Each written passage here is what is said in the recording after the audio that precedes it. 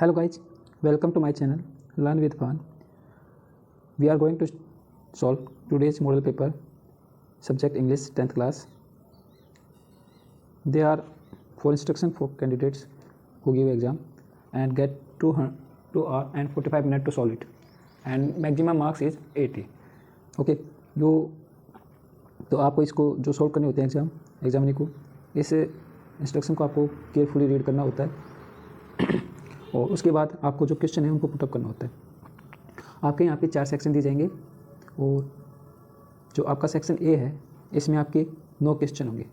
9 question में से आपके 15 नंबर के 2 पैसेज होंगे, एक 6 नंबर का होगा और एक 9 नंबर का होगा। ठीक है, तो इनमें से आपको पैसेज को रीड करना है केयरफुली और उसके बाद आपको पेपर को सॉल्व करना होता है। ठीक है, तो अब आगे इसको ध्यान से पढ़ना है। Every individual wants peace of mind, but it's hard to find a person who can say that he has attained such a state of mental equilibrium as will allow him to live a life of tranquility. Peace of mind is a distant dream for all of us. What is the reason for this? The reason is that people hanker after ideal peace, that is pure peace, a peace that is free from all kind of non-peace item. But the kind of absolute peace is not in nature's storehouse. Absolute peace is not in nature's storehouse. आपको जितने भी मतलब आपको लगता है ना कि ये क्वेश्चन बन सकते हैं, वहाँ पे आप अंडरलाइन कर लेना होता है क्योंकि इनमें से हमारे क्वेश्चन आते हैं। ठीक है, तो आगे देखिए, let us take the analogy of rose. A rose is a very beautiful flower, but every stem has its thorn. Indeed, thorns are an integral part of the rose plant. A poet has rightly said that thorn serves as a security guard for the flower. There must be non-peace item along with peaceful item, as peaceful mind is a very precious aspect of human nature. यहाँ पे precious aspect of human nature बताया, and it too needs safety to maintain its sublime quality. अब आपने यहाँ पे जो passage है उसको केयरफुली रीड किया और इसके आगे यहाँ पे जो क्वेश्चन दिए जाएंगे उनको पढ़ना है। ठीक है, तो यहाँ पे क्वेश्चन दिया गया है, it is a distant dream for all of us. यहाँ पे 4 ऑप्शन आपके हैं, peace of mind, fulfilling our ambition, meeting our targets, climbing the mountain. तो आपको पेपर में सॉल्व कैसे करने होते हैं कि यहाँ पे क्वेश्चन है, जैसे ड्रीम पूछा है, डिस्टेंट ड्रीम। ठीक है, किसके लिए? हमारे लिए। आपको मानते हैं कि हमको पेपर इस प्रकार से सॉल्व करना है कि जैसे हमें आप कुछ आता ही नहीं है। ठीक है, लेकिन किस प्रकार से सॉल्व करना है, कैसे ज़्यादा नंबर लाने, उसके लिए हमारे पास ट्रिक होनी चाहिए। तो हमारे पास यहाँ पे पूछा है distant dream for all of us. ठीक है, तो इस क्वेश्चन को हमें माइंड में रखना होता है और आगे हम देखते हैं। देखिए यहाँ पे peace of mind is a distant dream for all of us, मैंने आप पहले भी अंडरलाइन किया था क्योंकि यहाँ से क्वेश्चन बनने की संभावना थी और जो कि यहाँ पे क्वेश्चन बना है। ठीक है, तो आपको यहाँ पे इसको क्या करना होता है, अंडरलाइन पहले ही कर लेना होता है जहाँ पे आपको लगता है कि भाई ये क्वेश्चन बन सकता है। तो हमारे पास ये आंसर हुआ पीस ऑफ माइंड। अब देखिए इसको, क्या ये आंसर राइट है या रॉन्ग है? देखिए यहाँ पे पीस ऑफ माइंड आपका यहाँ पे आंसर दिया गया है, जो कि peace of mind is a distant dream for all of us. ठीक है, क्वेश्चन नंबर 2 देखते हैं। The security for the flowers are garden, other plants, thorn, road. ठीक है, तो यहाँ पे आपकी सिक्योरिटी फॉर द फ्लावर्स पूछा है, तो आप देखते हैं यहाँ पे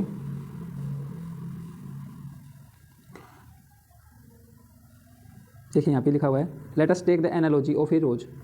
लास्ट 3rd लाइन में लिखा हुआ है, let us take the analogy of rose. A rose is a very beautiful flower, but every stem has its thorn. Indeed thorns are an integral part of the rose plant. हमारे पास यहाँ पे question पूछा था। ठीक है, तो यहाँ पे सिक्योरिटी गार्ड की से रिलेटेड क्वेश्चन था, सिक्योरिटी कौन है, अब आगे देखते हैं। A poet has rightly said that thorns serves as security guard for the flower. ठीक है, तो आपके यहाँ पे क्वेश्चन क्या था, सिक्योरिटी फॉर द फ्लावर कौन है, यहाँ पे आपके है थॉर्न। ठीक है, तो आपका आंसर क्या बना यहाँ पे थॉर्न, क्योंकि यहाँ पे सिक्योरिटी पूछी है किसकी, फ्लावर की।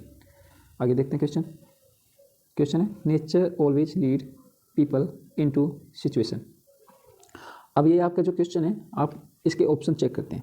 अगर इसके ऑप्शन आपको नहीं मिलते हैं तो आप इसकी मीनिंग को अंडरस्टूड करते हुए इससे रिलेटेड क्वेश्चन अपने आप से देने होते हैं। तो देखिए यहाँ पे ये क्वेश्चन लिखा हुआ है, नेचर लीड पीपल सिचुएशन, ये 3 वर्ड आपको ध्यान में रखने होते हैं। ठीक है, अब आपको इसको चेक करना है। यहाँ पे पॉइंट नहीं लिखा है, सॉरी राइटर के जो क्वेश्चन है पैसेज में आंसर लिखा है वो ये है, a poet has rightly said that thorn serve as security guard for the flower, there must be non peace item along with peaceful item. ठीक है, तो यहाँ पे आगे देखिए, a peaceful mind is a very precious aspect of human nature and it's to need safety to maintain its sublime quality.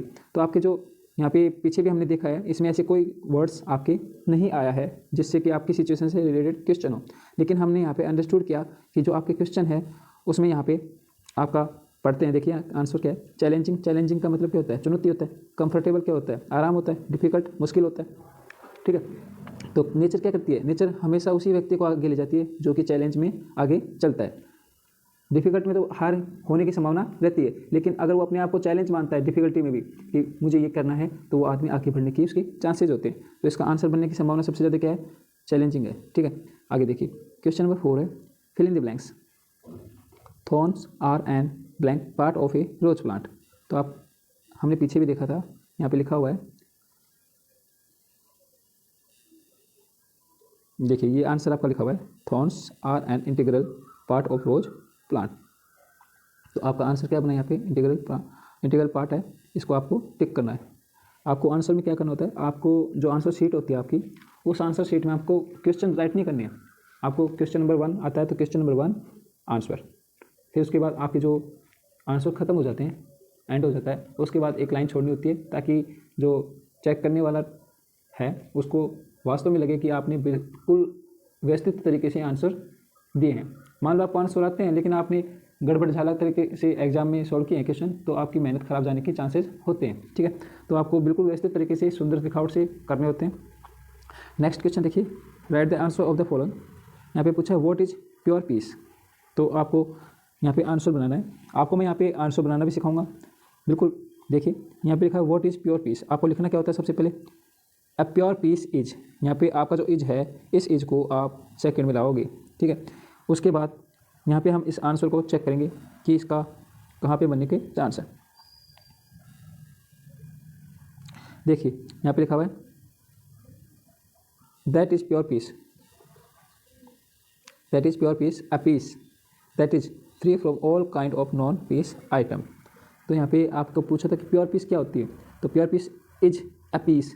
आपको write कैसे करना है, pure peace is a peace that is free from all kinds of non peace item. यहाँ तक आपको answer को right करना है और ये आपके 1 नंबर का आपने मार्क्स ले लिया है। आगे क्वेश्चन देखिए, why does a peaceful mind need safety. यहाँ पे पूछा है पीसफुल माइंड नीड सेफ्टी। ठीक है, तो इन 3 वर्ड को हमें ध्यान में रखना है। और सबसे पहले हम बना लेते हैं, अगर आप क्वेश्चन से ही आंसर बनाना सीख जाते हो तो आपके लिए ये बोनस मार्किंग होगा, क्योंकि आपकी जो शुरुआत में WH वर्ड आता है, इस WH वर्ड को आपको छोड़ देना होता है और इसके जस्ट तुरंत बाद आपके पास होता है हेल्पिंग वर्ब। ठीक है, एक्सिलरी वर्ब होती है, इस एक्सिलरी वर्ब को भी आपको थोड़ी देर के लिए छोड़ना है। फिर उसके बाद आपके जो सब्जेक्ट होता है a peaceful mind need safety. ठीक है, तो इसमें से आपको जो सब्जेक्ट है उसको लिखने के बाद, राइट डाउन करने के बाद, आपको जो एक्सिलरी वर्ब है उसको राइट डाउन करना है। तो हमें इसको ध्यान में रखना है। आगे देखते हैं, देखिए a peaceful mind is a very precious aspect of human nature, है ना। और इसके आगे हमें पूछा था सेफ्टी किस लिए, to need safety to human need safety to maintain its sublime quality. तो हमें इसकी जरूरत किस लिए पड़ती है, because it's very precious aspect of human nature. ठीक है, तो यहाँ पे आपका आंसर कंप्लीट हुआ। अब अगले क्वेश्चन को देखते हैं। क्वेश्चन नंबर 2 है, read the following passage and answer the question.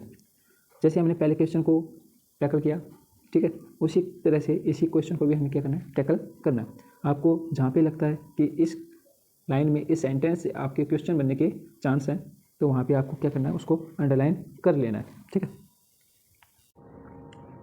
तो देखिए आगे, the conquest of happiness has meet different fact to different generation.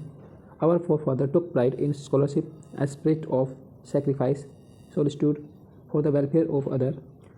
Gone are those days. Today we live only for ourselves. We are jealous of the advancement of our neighbor. We end up pens and unhappy.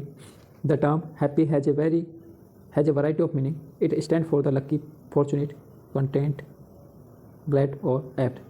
Happiness lies within the mind of the individual.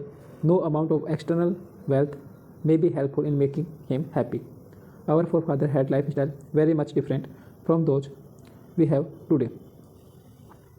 Their life was based mainly on the concept of simple living and high thinking. People were satisfied with whatever they obtained after working hard. Excessive material wealth didn't mean much for them. They derived mental satisfaction and enrichment which they aimed at. The structural framework of our forefather families was different from those of ours. They lived in cohesive joint family structure where they were happier than us. They cared for each other. The siblings grew up with their cousin. The bond of love which they share cannot be easily found in nuclear family of the day. The family provide an emotional cushioning effect against tension and stress. तो आपने यहाँ पे question को read किया और आपको जहाँ पे लगा आपने जहाँ पर भी आपको लगता है भाई बन सकता है क्वेश्चन तो वहाँ पे आपको क्या कर लेना है अंडरलाइन कर लेना है ठीक है। चाहे आपको आता है या नहीं आता है वो एक मैटर नहीं है। मैटर ये नहीं है कि आपको कितनी इंग्लिश आती है कि नहीं आती है, डरने की आवश्यकता नहीं है बिल्कुल भी। आपको क्या करना है जहाँ पे आपको लगता है कि भाई इसमें क्वेश्चन का आंसर बन सकता है तो वहाँ पे आप उसको अंडरलाइन करो ठीक है। अब आगे हम क्वेश्चन को रीड करते हैं, आगे देखते हैं। आवर फोरफादर टुक प्राइड इन ठीक है। तो मैंने आपको पहले भी बताया फर्स्ट पैसेज के लिए कि आपके जो शुरुआत की स्टार्टिंग के जो क्वेश्चन होते हैं वो क्वेश्चन आपकी शुरुआत के 3 या 4 लाइन्स के अंदर आते हैं। जैसे जैसे आप आगे बढ़ोगे वैसे वैसे ही आपके जो क्वेश्चन हैं उनके आंसर जो हैं आपकी लाइन्स के हिसाब से आगे बढ़ते जाते हैं। तो देखिए आगे यहाँ लिखा हुआ अवर फोरफादर्स टुक प्राइड इन।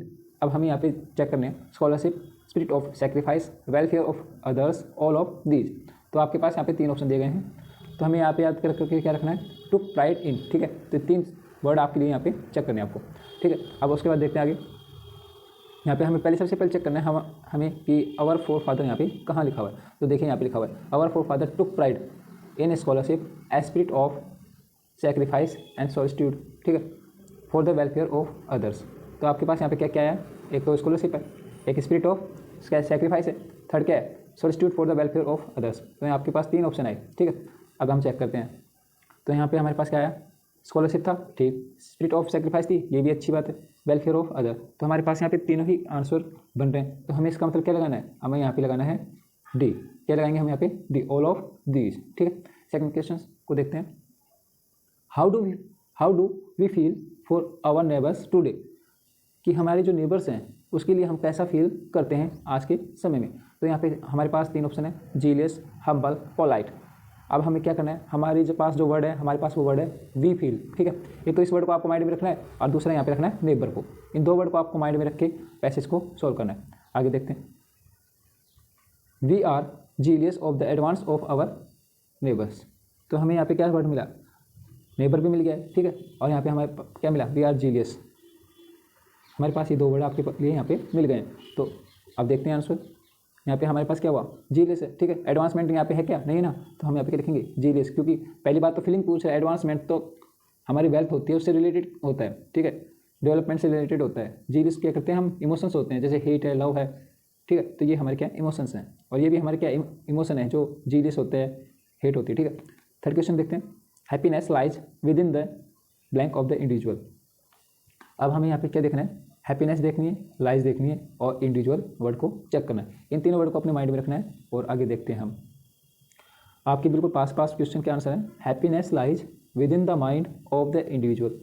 हमने क्या पढ़ा था वहाँ पे हैप्पीनेस लाइज लिखा हुआ था ठीक है, इंडिविजुअल लिखा हुआ था। अब हमारे पास यहाँ पे क्या बच रहा है माइंड ऑफ द इंडिविजुअल ठीक है, इन द माइंड। तो हम यहाँ पे आंसर देखते हैं लाइज विद इन द, यहाँ पे हमारे पास आंसर आया डी माइंड ठीक है, नहीं तो हार्ट एंड आइज है, हमारे पास यहाँ पे आंसर है माइंड ओके। फोर्थ क्वेश्चन देखते हैं our forefather life was based mainly on. जो हमारे फोरफादर्स हैं इस वर्ड को, लाइफ को और बेस्ड को, ये 3 वर्ड हमें माइंड में रखने हैं। आगे देखते हैं जो हमारे फोरफादर हैं उनकी जो लाइफ है their life was based mainly on concept of simple living and high thinking ठीक है। इस वर्ड ये हमें आंसर मिला है तो हम देखते हैं the concept of simple living ये भी ठीक है, the concept of high thinking ये भी ठीक है। अब ये कह रहा है बात तो हमारे पास थी सिंपल लिविंग और हाई थिंकिंग, लेकिन इनको टुकड़े में बांटा है, तो हम यहाँ पे क्या करेंगे, बोथ पे करेंगे। क्यों करेंगे, क्योंकि हमारे पास ये आंसर है, ये भी करेक्ट है, और हाई थिंकिंग वाला है वो भी करेक्ट है। नन को तो कर ही नहीं सकते, क्योंकि नन का मतलब क्या होता है, नहीं। तो हमारे पास यहाँ पे दोनों आंसर बने। अब आगे देखते हैं, क्वेश्चन नंबर 5 है, blank can not be found in nuclear family of the day. जैसे हमने पैसेज पढ़ा था, उसके लास्ट की जो लाइन आई थी, वहाँ पे न्यूक्लियर फैमिली और जॉइंट फैमिली से रिलेटेड सेंटेंस थे, आपने ध्यान दिया हो तो। अब आगे देखते हैं, देखिए यहाँ पे लिखा हुआ है यहाँ पे लिखा हुआ है जॉइंट फैमिली। मैंने कहा था आपको जॉइंट फैमिली से रिलेटेड यहाँ पे सेंटेंस आया था, ठीक है। अब यहाँ पे हमें पूछा क्या है, कि हमें यहाँ पे पूछा है जो न्यूक्लियर फैमिली है वहाँ पे उससे रिलेटेड पूछा है, ठीक है। तो यहाँ लिखा हुआ है the bond of love which this year can not be easily found in nuclear family of the day. तो हमारे पास यहाँ पे न्यूक्लियर फैमिली भी है, ठीक है। और यहाँ पे सबसे जो मेन बात है वो क्या है, बॉन्ड ऑफ लव है। तो हमारे पास यहाँ पे आंसर क्या बनेगा, बॉन्ड ऑफ लव बनेगा। तो ये देखिए टेंशन ये नहीं है, बॉन्ड ऑफ लव ये तो है, स्ट्रेस ये नहीं है, ऑल तो होना ही नहीं है, क्योंकि सारे गलत हो गए तो फिर ऑल तो हो ही नहीं सकता। तो हमारे पास यहाँ पे क्या बचा, बॉन्ड ऑफ लव बचा, ठीक है। तो ये जो बॉन्ड ऑफ लव बचा है इसको हम आंसर बनाएंगे। अब आगे क्वेश्चन देखिए 6 नंबर पे, यहाँ पे आपके दो fill in the blanks type question है। The family provided on blank questioning affect, ठीक है। तो यहाँ पे जो क्वेश्चनिंग अफेक्ट से इसका जो क्वेश्चन है कि the family provided on questioning effect, हम यहाँ पे इसको चेक करते हैं कि ये वर्ड हमारे पास कहाँ पे है। अब आगे देखिए इसका आंसर है the family provided an emotional questioning affect against tension and stress, ठीक है। तो यहाँ पे हमारे पास क्या है, इमोशनल, ठीक है। ये आंसर हमारा होगा। तो हम यहाँ पे लिखते हैं इमोशनल। तो आपका ये जो क्वेश्चन बन गया है इसका हमने आंसर निकाल लिया। अब सेकंड देखिए, excessive material blank didn't mean for father, ठीक है। तो हमारे पास यहाँ पे क्या है, एक्सेसिव मटेरियल था, इसको हम चेक करेंगे।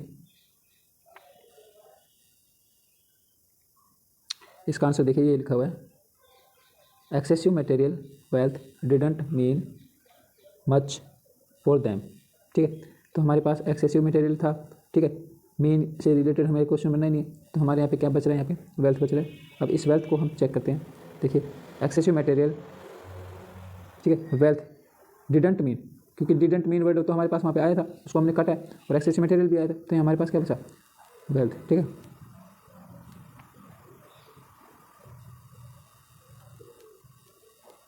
तो आपके ये दो क्वेश्चन आपके कंप्लीट हो गए। और इसमें जो 7th क्वेश्चन है वो देखते हैं, right similar word of the following word from the passage. यहाँ पे आपके दो क्वेश्चन पुटअप किए गए, एक एक नंबर के हैं। पहला क्वेश्चन है डेवलपमेंट, दूसरा एंसेस्टर। तो डेवलपमेंट से रिलेटेड हम दोबारा स्ट्रक्चर पढ़ लेते हैं।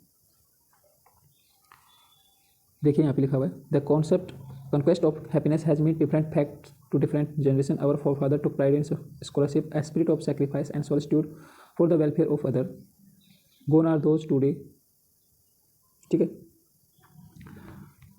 Today will you only for our self, we are jealous of the advancement of neighbours. तो यहाँ पे हमारे पास दो वर्ड निकल रहे थे, ठीक है। लेकिन यहाँ पे जो एनरिचमेंट है उसका मतलब भी क्या होता है, समृद्ध होता है, और एडवांसमेंट का मतलब होता है डेवलपमेंट, ठीक है, विकास होता है। तो हमारे पास यहाँ पे शब्द पूछा था डेवलपमेंट, डेवलपमेंट का मतलब क्या होता है। तो हमारे पास जो शब्द है उसका आंसर यहाँ पे क्या है, एडवांसमेंट। सेकेंड क्वेश्चन देखते हैं। सेकंड था एंसेस्टर। तो हमारे पास सब शुरुआत में ही हमने पढ़ा था फोर फादर लिखा हुआ आ रहा था, वो इसका क्या है, आंसर, ठीक है। तो हमारे दो क्वेश्चन कंप्लीट हो गए। और ए सेक्शन के अंदर ग्रामर। तो अब हम क्वेश्चन नंबर 3 को कंप्लीट करते हैं। ये ग्रामर का पोर्शन है जो कि आपका सेक्शन ए में है, ठीक है। तो इसमें क्वेश्चन नंबर 1 देखिए, I read a very interesting story now. Correct हुआ, अब आपको यूज करनी है इसमें ना। तो इसमें जो आई है वो आपका सब्जेक्ट है, और ये सब्जेक्ट आपका कैसे प्लूरल फॉर्म में होता है। जो आई आपके किस में होते हैं, प्लूरल फॉर्म में होते हैं अकॉर्डिंग इट। और लास्ट में आपके जो वर्ड क्या लिखा हुआ है यहाँ पे, नाउ। तो इन दोनों को वर्ड के हिसाब से क्या यूज़ करेंगे, इस तो बिल्कुल यूज़ नहीं करेंगे। रीड आएगा ही नहीं, क्योंकि यहाँ पे नाउ लिखा हुआ है, प्लस यहाँ पे आई है, इसलिए ये भी नहीं आ सकता है। तो हमारे यहाँ पे क्या ऑप्शन बनता है, I am reading, okay. Question number 3 का सेकंड पार्ट देखिए। सेकंड है सी राइट 100 पोएम सो फार। तो यहाँ पे देखिए सी के बाद सी क्या सिंगुलर फॉर्म में, सिंगुलर सब्जेक्ट है, ठीक है। तो यहाँ पे राइट्स होना अगर प्रेजेंट सिंपल यूज होता है तो यहाँ पे क्या बनेगा, राइट्स, ठीक है। तो यहाँ पे राइट्स यहाँ पे किसी कहीं पे भी नहीं है। तो हम देखें यहाँ पे राइट्स नहीं है, पास्ट टेंस में है, फ्यूचर टेंस में है, और पास्ट परफेक्ट में है और प्रेजेंट परफेक्ट में है, ठीक है। तो यहाँ पे सो फार जो वर्ड है वो प्रेजेंट परफेक्ट को इंडिकेट करता है, इसलिए हम यहाँ पे क्या यूज़ करेंगे, हैज रिटर्न। क्वेश्चन नंबर 3 देखिए इसके अंदर, he get a prize 10 days ago। He single subject है और यहाँ पे जो वर्ब है सिंगल सब्जेक्ट के अकॉर्डिंग बनेगी। बट आगे हम यहाँ पे देखते हैं सेंटेंस में, यहाँ पे लिखा हुआ है 10 days ago। तो एगो जो वर्ड है आपका वो पास्ट टेंस को इंडिकेट करता है, तो इसके अकॉर्डिंग हम क्या करेंगे, he got a prize 10 days ago। तो आपकी ये क्वेश्चन नंबर 3 कंप्लीट हुआ। नेक्स्ट क्वेश्चन देखिए, Rohit learn English for 5 year। तो यहाँ पे अगर हम देखते हैं रोहित सिंगल सब्जेक्ट है, या तो सिंगल सब्जेक्ट के अकॉर्डिंग ही इसकी जो वर्ब थी वो आनी चाहिए, ठीक है। तो यहाँ पे हम जो वर्ड है 4-5 years जो वर्ड है वो यहाँ पे प्रेजेंट परफेक्ट कंटिन्यूस को इंडिकेट करता है, ठीक है। तो प्रेजेंट परफेक्ट कंटिन्यूस को इंडिकेट करता है, इसलिए क्या करेंगे यहाँ पे, रोहित हैज़ बीन लर्निंग, ठीक है। तो आपकी ये 3 क्वेश्चन कंप्लीट हुए। क्वेश्चन नंबर 4 देखिए, 4 में लिखा हुआ है change the following sentences into indirect speech. First है, my friend said to me do you live in this house. जब आप डायरेक्ट से इनडायरेक्ट बनाते हैं तो आपके पास आपको एक फॉर्मूला याद रहना चाहिए जिसको हम बोलते हैं सन बटा 123, ठीक है।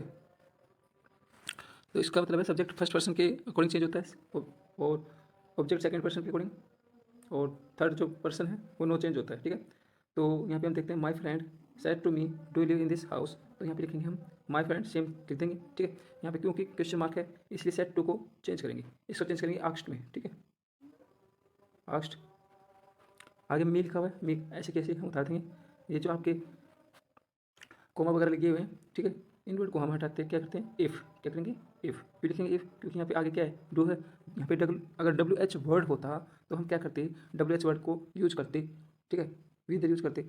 बट यहाँ पे क्या है, जो एक्सक्लूसिव वर्ब है उससे आपके क्वेश्चन स्टार्ट हुआ है, तो इसलिए हम करेंगे इफ़, ठीक है। अब यहाँ पे जो सेकंड पर्सन है, सेकंड पर्सन प्रोनाउन है, यहाँ पे है यू। इस यू, ये जो यू है ये इस ऑब्जेक्ट के अकॉर्डिंग चेंज होगा, तो हमारा यहाँ पे ऑब्जेक्ट है मी। अब देखिए यहाँ पे हम लिख लेते हैं, अगर आपको ये बनाना नहीं आता है तो मैं आपको बताता हूँ कैसे लिखते हैं, आई माई मी, ठीक है। अब इनके सामने हम कर लेते हैं, क्योंकि हमें किसके अकॉर्डिंग चेंज करना, मी के अकॉर्डिंग करना था, तो मी वाली हमने सीरीज बना ली, ठीक है। अब यू को चेंज करना था ना, तो यू देखिए यहाँ पे यू, योर, यू, ठीक है। अब हमारे पास क्या है, यहाँ पे यू है, यू को चेंज करना था मी के अकॉर्डिंग। मी के अंदर सब्जेक्टिव में कौन है, सबसे ऊपर कौन है, आई, तो हम यहाँ पे चेंज किस में करेंगे, आई, ठीक है। तो ये आपका इस प्रकार से बनाना सीखा आपने। तो my friend asked me if I, यहाँ की हटा के क्या करूँगा, इफ़ करूँगा, और इसको हटा के क्या करूँगा, आस्क्ड करूँगा, if I lived, LIVED lived, ठीक है। इन दिस को हम हटा के क्या करेंगे, दैट, इन दैट हाउस। तो आपका क्या बना, my friend asked me if I lived in that house. तो आपके ये 4 का फर्स्ट बन गया कंप्लीट। अब सेकंड देखते हैं, he said to me please bring me a glass of water. तो यहाँ पे आपका जो सेंटेंस है इम्पेरेटिव टाइप में है, इसको हम कैसे बनाएंगे देखिए, ही सेड टू मी को हम क्या करेंगे, रिक्वेस्टेड में चेंज करेंगे, ठीक है। तो ही को तो पहले वैसे जैसे लिखा हुआ है वैसे वैसे लिखना है, ठीक है। ये जो सेड टू लिखा है इसको हम करेंगे रिक्वेस्टेड में, किस में करेंगे, रिक्वेस्टेड में, रिक्वेस्टेड मी। अब ये जो प्लीज़ है इसको हटा के हम क्या करते हैं, हटा ही देते हैं, क्योंकि इसकी जगह तो हमने क्या यूज़ किया, रिक्वेस्टेड यूज़ किया। फिर आगे लिखा हुआ है bring me a glass of water, ठीक है। ये सेंटेंस हम ऐसे के ऐसे लिख देते हैं, he requested me bring me a glass of water, ठीक है। ये आपका कंप्लीट हुआ। क्वेश्चन नंबर 4 आगे देखते हैं। क्वेश्चन नंबर 5 है combine the following pairs of the sentences. तो इसमें फर्स्ट जो है आपका, the boy is my friend you met him. यहाँ पे आपके जो 2 क्लोजेस दिए हुए हैं आपके, ठीक है, मेन क्लोजेस भी है और सब्जेक्टिव क्लोज भी है, ठीक है, सबऑर्डिनेट। तो यहाँ पे आपकी जो कंजक्शन वर्ड है यहाँ पे होम भी है और हो भी है, इन दोनों सेंटेंस को आपको क्या करना है, अलग अलग तरीके से जोड़ना है। क्योंकि हमारे पास वोम है फर्स्ट में, तो हम सबसे पहले लिखेंगे द बॉय, ठीक है। सबसे पहले क्या राइट करेंगे हम, हमारे पास जो सब्जेक्ट होता है उसको राइट करते हैं, तो यहाँ पे सब्जेक्ट हमारे पास क्या है, द बॉय, ठीक है, द बॉय लिख दिया। अब हमारे पास क्या है, होम, ठीक है। असेंडेंट यूज करते हुए हम क्या करेंगे, वोम, वोम यू मैट। आगे जो सेंटेंस हमारे पास है वो है यू मैट हिम, तो हम यहाँ पे क्या लिखेंगे, वोम यू मैट हिम को काट देंगे, क्योंकि हिम किसके बारे में बता रहा है, बॉय के बारे में बता रहा है, तो बॉय के बारे में तो हमने पहले लिख दिया वोम, ठीक है।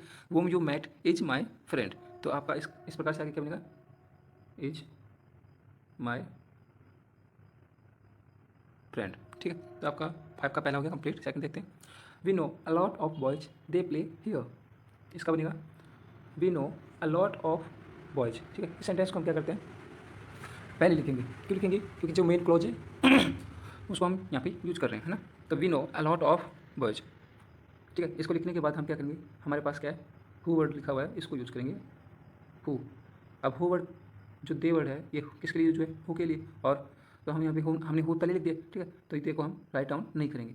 हु आगे क्या लिखा हुआ है, प्ले हियर, तो इस वर्ड को हम यहाँ पे लिख देंगे। ठीक है, तो क्वेश्चन 5 आपके कंप्लीट हो गए। क्वेश्चन नंबर 6 देखिए, change the following sentences into passive voice. आपको वॉइस को चेंज करना होता है एक्टिव को पैसिव में। ठीक है, तो फर्स्ट लिखा हुआ है स्टॉप मेकिंग अ नॉइस। ये लेट वाले सेंटेंसेज है जिनको आपको, जिनमें आपके सब्जेक्ट नहीं होते हैं, आपकी सीधे मतलब मेन बात होती है और उसको आपको राइट डाउन करना होता है बना के, जो कि हमें ऑर्डर्ड का, रिक्वेस्टेड का, इस प्रकार से सेंस देते हैं। इनको हम क्या करते हैं, इनको हम लेट से यूज करते हैं। ठीक है, तो यहाँ पे लिखा हुआ है स्टॉप मेकिंग अ नॉइस। इसको हम कैसे यूज करेंगे, लेट, आगे क्या लिखा हुआ है, स्टॉप लिखा हुआ है, इस स्टॉप को हम कुछ देर के लिए भूल जाते हैं। आगे क्या लिखा हुआ है, making a noise, let making a noise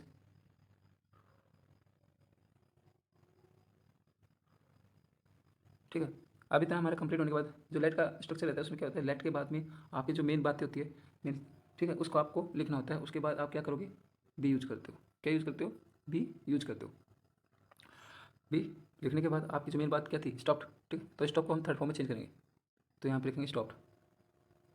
ठीक है, let making a noise be stopped, ये आपका कंप्लीट हुआ। आगे देखिए, I wrote the letter in English. यहाँ पे आपके पास क्या है, सब्जेक्ट आई है, वर्ब क्या है, रोट है, ऑब्जेक्ट क्या है, लेटर है।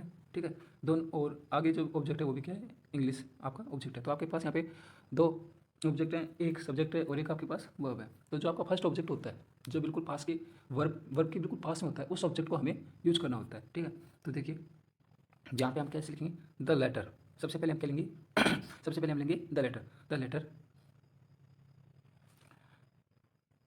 The letter. ठीक है, आगे हमारे पास यहाँ पे क्या है, वर्ब की सेकंड फॉर्म है। तो वर्ब की सेकंड फॉर्म को हम इसके जो टेबल है उसके अकॉर्डिंग, तो यहाँ पे द लेटर क्या लिखा हुआ है, यहाँ पे वर्ब हमारे पास क्या थी, रोट थी। ठीक है, तो यहाँ पे सिंपल पास्ट की वर्ब है वो यहाँ पे यूज की गई है, तो हम यहाँ पे लिखेंगे द लेटर वॉच। ठीक है, अब यहाँ पे थर्ड फॉर्म क्या बनेगी, रोट की, राइट, रोट, रिटर्न। तो इसके थर्ड फॉर्म को हम यहाँ पे यूज कर लेंगे। ठीक है, इसके थर्ड फॉर्म है हमारे पास रिटर्न।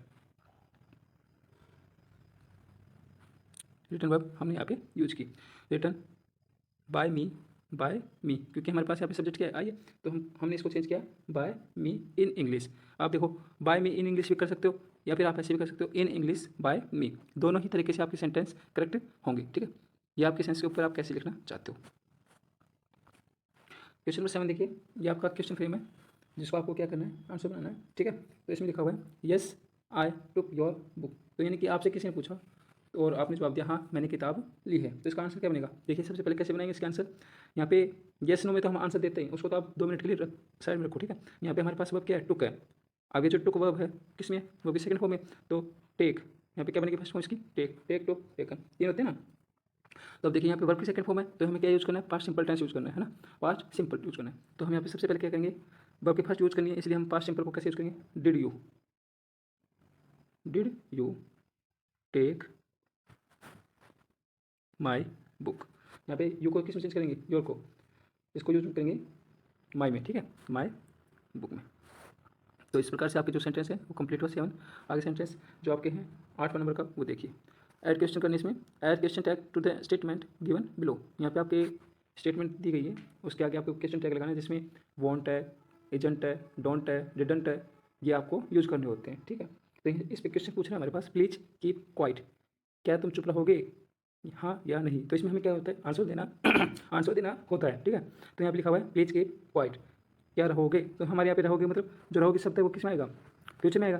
तो वॉन्ट यू, क्या रहोगे या नहीं रहोगे, तो हमारे पास इस प्रकार से क्वेश्चन पुटअप हो सकता है।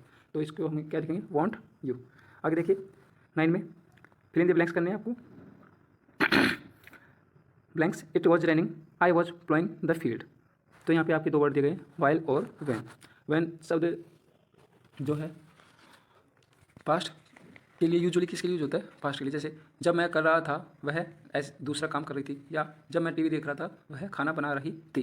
ठीक है, तो ऐसे में भी यूज होता है। और वह दोनों काम अगर एक साथ चलते हैं, दोनों काम एक साथ चलते हैं तो हम क्या यूज करते हैं? वाइल यूज करते हैं। तो देखिए यहाँ पे क्या बनेगा? While it was running I was ploughing the field. तो आपका आंसर यहाँ पे बनेगा वाइल का। ठीक है, सेकंड क्वेश्चन देखिए, he made all effort blank he couldn't find his purse.